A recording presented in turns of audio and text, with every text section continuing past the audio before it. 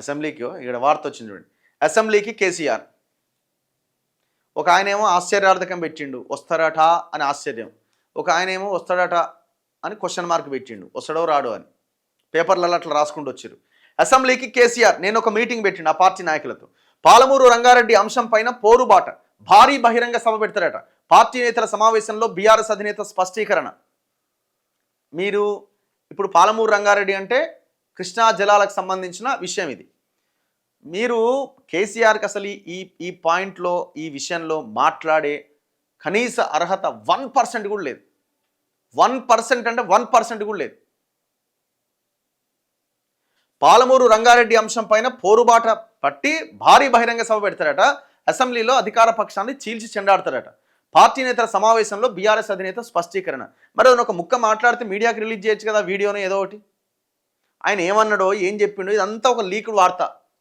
కేసీఆర్ వస్తారట, వస్తే మంచిదే, మేము రావాలనే కోరుకుంటున్నాం. అసెంబ్లీకి ప్రధాన ప్రతిపక్ష నాయకుడు అసెంబ్లీకి రావాలా. అసెంబ్లీకి వస్తేనే అధికార ప్రతిపక్షాల మధ్య చర్చ జరిగితేనే ప్రజల క్లారిటీ వస్తుంది ఎవడైంది అన్నది.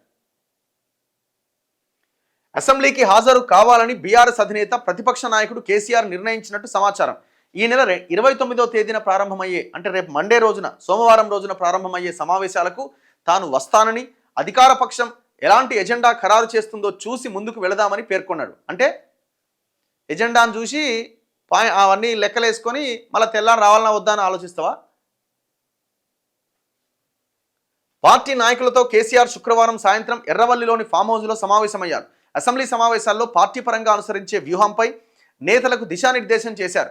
పాలమూరు రంగారెడ్డి ప్రాజెక్టు అంశంపై పాటు అసెంబ్లీ సమావేశాల్లో ఆ తర్వాత క్షేత్రస్థాయిలో బలంగా పోరాటం చేద్దామని ఆయన స్పష్టం చేసినట్టు సమాచారం. కేంద్ర రాష్ట్ర ప్రభుత్వాలు అనుసరిస్తున్న ధోరణి కారణంగా తెలంగాణకు అన్యాయం జరుగుతోందని ఆందోళన వ్యక్తం చేశారు. పాలమూరు రంగారెడ్డి ప్రాజెక్టు అంశంపై అసెంబ్లీ సమావేశాల తర్వాత మహబూబ్ నగర్కు సమీపంలోని మండల కేంద్రంలో భారీ బహిరంగ సభ నిర్వహించాలని నిర్ణయించారు. అసెంబ్లీ సమావేశాలు 15 రోజులు ఉండేలా అధికార పక్షాన్ని డిమాండ్ చేయాలని సమావేశంలో నిర్ణయించినట్టు పార్టీ వర్గాలు తెలిపినాయి. విశ్వసనీయ సమాచారం ప్రకారం సమావేశంలో కేసీఆర్ ఏమన్నారంటే, విశ్వసనీయ సమాచారం అంటే మరి ఎవరు చెప్పిరో ఏందో ఏం అర్థం కాదు. కాంగ్రెస్ పార్టీ నాటి నుంచి నేటి వరకు తెలంగాణకు ఎప్పుడూ ద్రోహమే చేస్తోంది. తెలంగాణ కోసం పుట్టిన బీఆర్ఎస్కు తప్ప మరే ఇతర పార్టీకి రాష్ట్ర ప్రయోజనాల విషయంలో పట్టింపు ఉండదు. ఎంత గొప్ప మాట ఇది. నీళ్ల ప్రయోజనాల విషయంలో కేంద్ర రాష్ట్ర ప్రభుత్వాల వైఖరిని ఎండగడదాం, ప్రజల్లోకి వెళ్ళి ఉద్యమాలు నిర్మిద్దాం, తెలంగాణకు జరుగుతున్న అన్యాయాన్ని అసెంబ్లీ వేదికగా వివరిద్దాం, నీటి హక్కుల్ని పరిరక్షించుకుందాం, పాలమూరు రంగారెడ్డి ప్రాజెక్టు పైన బీఆర్ఎస్ నుంచి పవర్ పాయింట్ ప్రజెంటేషన్ ఇచ్చేందుకు పట్టుబడదాం, అధికార పక్షం ఎలా స్పందిస్తుందో చూద్దాం, దానికి అనుగుణంగా ముందుకెళ్దాం. రాష్ట్రంలో రైతాంగం అనేక సమస్యలు ఎదుర్కొంటోంది. ఎరువులు దొరక్క రైతులు అవస్థలు పాలవుతున్నారు. ఈ విషయంలో ప్రభుత్వం ఘోరంగా విఫలమైంది. రైతులకు బోనస్ ఇవ్వట్లేదు, కరెంటు కూడా సరిగ్గా రావట్లేదు. రైతాంగ సమస్యలపైన అసెంబ్లీలో బలంగా పోరాడాలి. ఫార్మాసిటీ హిల్ట్ పాలసీ పైన సమగ్ర చర్చకు గట్టిగా పట్టుబట్టాలి. విద్యార్థుల ఫీజు రియంబర్స్మెంట్ రావట్లేదు. ఉద్యోగులు, రిటైర్డ్ ఉద్యోగులు అనేక సమస్యలు ఎదుర్కొంటున్నారు. వీటన్నింటిపైన అసెంబ్లీ వేదికగా కాంగ్రెస్ను నిలదీయాలి అని కేసీఆర్ నిన్న వాళ్ళ సమావేశంలో అన్నాడట. ఇప్పుడు ఆయన నీళ్లు అన్న అంశంలో చాలా ఎక్స్పర్ట్ మనోడు. కాకపోతే ఏంటంటే అంత ఎక్స్పర్టైజ్ ఉన్నటువంటి కేసీఆర్ తెలంగాణను ఎట్లా ముంచాలి అని ప్లాన్ చేసింది తప్ప ఎట్లా పైకి తీసుకురావాలని ఆలోచన చేయలే. పాలమూరు రంగారెడ్డి ప్రాజెక్టు విషయమే వస్తే 10 సంవత్సరాల అధికారంలో ఉన్నది ఎవరు? నేను రేవంత్ రెడ్డిని గొప్ప నాయకుడు, లేకపోతే రేవంత్ రెడ్డికి నేను సపోర్ట్ నిలవట్లే. మనం ఉతికినట్టుగా ఎవరు ఉతకట్లే రేవంత్ రెడ్డిని కూడా. మీరు ప్రతి వీడియో ప్రతిదీ మీరు చూడొచ్చు. కేసీఆర్ గురించి మాట్లాడుతున్నా రేవంత్ రెడ్డిని పైకి లేపినట్టు కాదు ఇక్కడ. కానీ కేసీఆర్ కూడా ఆన్సర్ చేయాలి, ప్రజలకు క్షమాపణ చెప్పాలి. 10 ఏళ్ళు అధికారంలో ఉన్న కేసీఆర్ పాలమూరు రంగారెడ్డి ప్రాజెక్టుని ఎంతవరకు తీసుకొచ్చిండు? ఏం కట్టిండు ఆయన? 10 ఇయర్స్ పీరియడ్ అంటే 10 డేసా, 10 మంత్సా, 2 ఇయర్సా, 3 ఇయర్సా? 10 సంవత్సరాల అధికారంలో ఉండి నువ్వు ఎందుకు కంప్లీట్ చేయలేకపోయినావు? ఇంకా భయంకరమైన విషయం ఏంటంటే, కృష్ణా జలాల విషయంలో బండి సంజయ్ చెప్తున్నాడు, ఇంకా మిగతా ఎంపీలు చెప్తున్నారు 299 టీఎంసీలకి ఒప్పుకొని వచ్చిండు. ఎస్, మాకు ఓకే, ఇది సరిపోతుంది, మాకు ఎక్కువ అవసరం లేదని. 50% పైగా వాటా సాధిస్తాని, లేకపోతే మెడ నరుక్కుంటా అని చెప్పిన చంద్రశేఖర్ రావు 299 టీఎంసీకి ఎందుకు ఒప్పుకొని బయటకు వచ్చిండు? దీనికి ఏమైనా ఆన్సర్ చెప్పగలుగుతారా? ఇది పక్కన పెట్టండి. అయితే ఇక్కడ ఈ పాలమూరు రంగారెడ్డి ప్రాజెక్టుకి ఇదేమో తెలంగాణ ప్రాజెక్టు. దాని తర్వాత సంగమేశ్వరం ప్రాజెక్టు ఇది ఆంధ్రప్రదేశ్, పోతిరెడ్డిపాడు.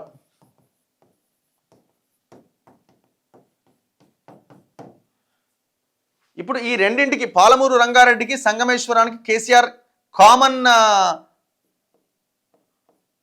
కామన్ కాంట్రాక్టర్ని పెట్టిండు. ఎవరిని? మెగా కృష్ణారెడ్డిని. ఈ సంగమేశ్వరం డిజైన్ ఇదంతా మొత్తం ప్రగతి భవన్లో ఆనాడు కేసీఆర్ జగన్మోహన్ రెడ్డి గీసినటువంటి స్కెచ్. అది కాంట్రాక్ట్ కూడా మెగా కృష్ణారెడ్డికే ఇప్పించింది. ఇది అది రెండు. చివరికి సంగమేశ్వరం దగ్గర బ్లాక్ కాటన్ సాయిల్ అని ఉంటుంది. ఆ భూమి అంటే అక్కడంతా రాళ్ళు రప్పలు, ఇదే ల్యాండ్ అనమాట అది. సో ఈ బ్లాక్ కాటన్ సాయిల్ అనేది కావాలా అది అప్పుడు ఇప్పుడు ఏదైతే మహబూబ్ నగర్ మండలం ఏరియాలో మీటింగ్ పెడతా భారీ బహిరంగ సభ అంటున్నాడు కదా, ఆ ప్రాంతాల నుంచే జట్టీలు పెట్టి ఆ మట్టిని సంగమేశ్వరం కట్టడానికి ఉపయోగించారు. అంటే మన ప్రాంతానికి ద్రోహం చేసే, అన్యాయం చేసే ప్రాజెక్ట్ అది. మరి ఇది ఎవరి హయాంలో జరిగింది? ఎందుకు ఇంత భయంకరంగా, ఇంత ఓపెన్గా ఒక రకంగా తెలంగాణని గ్యాంగ్ రేప్ చేసినట్టుగా ఆ ప్రాజెక్టు కట్టడానికి మీరు ఎట్లా సహకరించారు? దీనికి ఆన్సర్ ఉందా మీ దగ్గర? ఇది వాస్తవం కాదా చెప్పండి మీరు. మెగా కృష్ణారెడ్డి దానికి కాంట్రాక్టర్, దీనికి కాంట్రాక్టర్. ఇక్కడి నుంచి మట్టిని తీసుకుపోయి అక్కడ కట్టడానికి ఉపయోగించారు. సంగమేశ్వరం ద్వారా జరుగుతున్నటువంటి నష్టం ఏంది? దాన్ని ఆపాలి. యాక్చువల్గా దాన్ని ఆపకుండా ఇప్పుడు అక్కడ అపెక్స్ కౌన్సిల్ మీటింగ్ జరిగింది, ఫస్ట్ మీటింగ్. ఇదంతా చరిత్ర. అపెక్స్ కౌన్సిల్ ఫస్ట్ మీటింగ్ జరిగితే ఇద్దరు ముఖ్యమంత్రులు అపెక్స్ కౌన్సిల్ మీటింగ్కి వెళ్ళాలి. మన తెలంగాణ ముఖ్యమంత్రి మీటింగ్కి పోలే. ఫస్ట్ మీటింగ్ ఎందుకు పోలేదా అంటే నేను చాలా బిజీగా ఉన్నా అన్నాడు. తర్వాత జనం దుమ్మెత్తి పోస్తే ప్రతిపక్షాలు అందరూ మాట్లాడితే అప్పుడు సెకండ్ మీటింగ్కి పోయిండు. మరి మీటింగ్ ఎందుకు హాజరు కాలే? తెలంగాణ నీటి వనరులని, కృష్ణా వాటర్ని మనకి రావాలి అనుకునే నువ్వు మరి ఎందుకు ఆ మీటింగ్ హాజరు కాలే? ఇంకా ఆన్సర్ ఉందా? ఇవన్నింటికి మీరు ఆన్సర్ చేయాలి. ప్రతి ప్రశ్నకు ఆన్సర్ చేసి కొట్లాడండి రేవంత్ రెడ్డి మీద. 299 టీఎంసీకి ఎందుకు ఒప్పుకున్నావు? సంగమేశ్వరంకి మట్టెట్లా తరలించినావు మహబూబ్ నగర్ నుంచి? పోతిరెడ్డిపాడు సామర్థ్యం ఆనాడు ఉమ్మడి ఆంధ్రప్రదేశ్లో ఉన్నప్పుడు పెరగడానికి కారణమయ్యారు, మీరు పెంచుకునేలాగా సహకరించినారు. ఇప్పుడు ఇంకా ఏంటి? ఇప్పుడు ఈ పాలమూరు రంగారెడ్డికి సంబంధించిన ఇంటేక్ పాయింట్ ఉంటుంది కదా, నీటిని ఇప్పుడు మనదేమో నీళ్ళని కింది నుంచి పైకి ఎత్తిపోయాలి. మనది మొత్తం ఎత్తిపోతల పథకాలే. మనకు గ్రావిటీ ద్వారా నీళ్ళు వచ్చేది లేదు, ఎత్తిపోయడమే మన పని. సో వాళ్ళకేమో గ్రావిటీ ద్వారా నీళ్ళు వెళ్ళిపోతాయి, పైనుంచి కిందికి వెళ్ళిపోతాయి నీళ్ళు. ఇప్పటికే పోతిరెడ్డిపాడు ద్వారా వచ్చిన నీళ్ళు వచ్చినట్టుగా తీసుకెళ్ళిపోయే ప్రయత్నం జరుగుతున్నది. సంగమేశ్వరము, ఈ పాలమూరు రంగారెడ్డి ఈ ఇంటేక్ పాయింట్స్ చూస్తే సంగమేశ్వరము లో లెవెల్ పాయింట్ దగ్గర డెడ్ స్టోరేజ్లో ఉన్న నీళ్లు కూడా లాక్కోవడానికి సంగమేశ్వరం కట్టుకున్నారు. ఇదేమో ఒక దగ్గర ఇంటేక్ పాయింట్ ఉంటే దాన్ని కాదని పైకి తీసుకొచ్చి పెట్టిండు. ఇంత దుర్మార్గానికి పాల్పడ్డది మీరే కదా. ఇది చరిత్ర ఇదంతా. ఇంకా వెళ్తే ఈ నీళ్ళకు సంబంధించిన దాంట్లో నువ్వు మహారాష్ట్రలో పార్టీని విస్తరించే క్రమంలో ఏమన్నావు? ఇది కృష్ణ, అది గోదావరి. మీరు శ్రీరామ్ సాగర్ దగ్గర లిఫ్ట్లు పెట్టి నీళ్ళు ఎత్తుకపోయి మాకేం అవసరం లేదు, మస్తు నీళ్ళు ఉన్నాయి మాకు అని చెప్పినావు. ఏ రకంగా ఆ రోజు ఆ స్టేట్మెంట్ ఇచ్చినాం? యూట్యూబ్లో ఉన్నాయి, చెక్ చేయండి ఒకసారి. ఇట్లా చెప్పుకుంటూ పోతే చాలా ఉన్నాయి. రాయలసీమకు పోయినావు, రతనాల సీమని చేస్తానేనని చెప్పి వచ్చినావు. దానికి అనుగుణంగానే సంగమేశ్వరము ఈ కథా వ్యవహారం జగన్మోహన్ రెడ్డితో నడిపించిన. ఇది వాస్తవమే కదా. దాని తర్వాత ఇవన్నీ జరిగినాయి పరిణామాలు. రంగారెడ్డి అని ఆయన పాపం లేరు, సీనియర్ ఇంజనీర్, ఆయన చనిపోయింది. ఆయన 2014లో మీ దగ్గర మీరు అపాయింట్ చేసుకున్నారు ఆయన్ని సలహాదారుడి కింద ఈ పాలమూరు రంగారెడ్డి కోసం.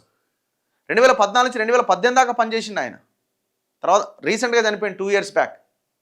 ఆయన నేను చాలాసార్లు ఇంటర్వ్యూ చేసిన. ఏనాడు పాలమూరు రంగారెడ్డి గురించి మాట్లాడలేదు.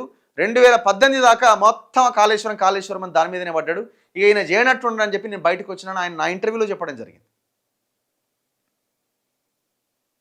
ఇంకా ఆయన ఆ పెంటారెడ్డి గారిని చెప్తే ఇంకా చాలా వాస్తవాలు బయట చెప్తాడు. సో చేసిందంతా మీరే. ఒకనాడు అన్యాయం చేసిరు తెలంగాణ వచ్చిన తర్వాత మన వాటాన్ని మనం కాపాడుకోవాల్సిన మనం ఉన్న వాటాన్ని కూడా కోల్పోయే పరిస్థితిలోకి తీసుకొచ్చినారు మీరు. దీనికి బాధ్యులు మీరే అవుతారు.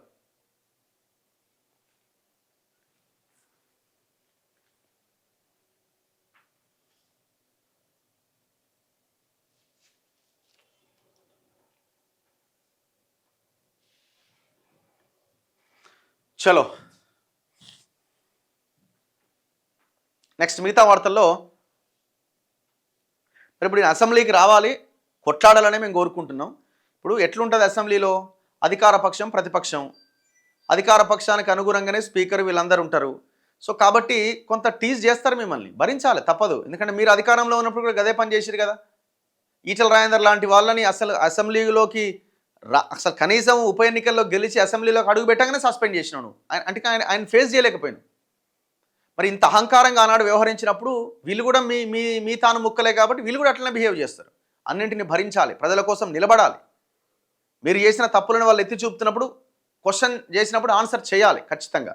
మైక్ కట్ చేస్తారు, భరించాలి. ఇవన్నీ ఉంటాయి.